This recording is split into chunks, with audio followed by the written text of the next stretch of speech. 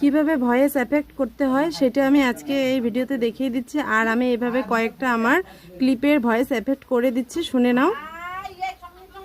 সকাল থেকে একটাই চিন্তা, কি কন্টেন্ট বানাবো কি কন্টেন্ট বানাবো। এদিকে কন্টেন্ট মনিটাইজেশন তো পেয়ে গেছি, ভিডিওতে ভিউ নাই। হয়ে গেছে, রান্না চাপিয়েছি, রান্না করছি সকাল থেকে। বাড়ির কাজকর্ম করা দামটা কে দেবে? ভাত রান্না হচ্ছে কাতলা মাছ দিয়ে। কি ধুন্দল না ধুমা ফোড়ন, যেদিকে যা বলে, যাই হোক এইটা রাঁধছি। রান্নাটা দেখতে ভালো না হলেও কিন্তু ভালো হয়েছে। 5-6 মাস কাজ করছি তো টুকটাক করে ভিডিও ছাড়তাম। যাই হোক মন গেছে, আমার কন্টেন্ট মনিটাইজেশন দিয়ে দিয়েছে। ওইটা দিলে কি হবে, আমার তো ভিডিও ভিউজ নাই, একদম কি করি সেটা সমস্যা। সকাল থেকে সেই চিন্তা, কি ভিডিও বানাবো কি ভিডিও বানাবো। আর যে ঠিক করে নেই যে কি ধরনের ভিডিও বানাবো।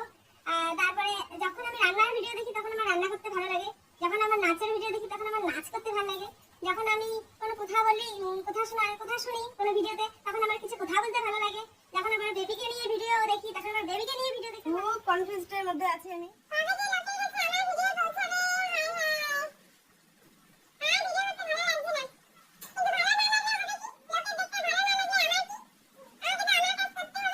তো ভিডিও করার শুরুতে আমি কিন্তু একদম এডিটিং জানতাম না।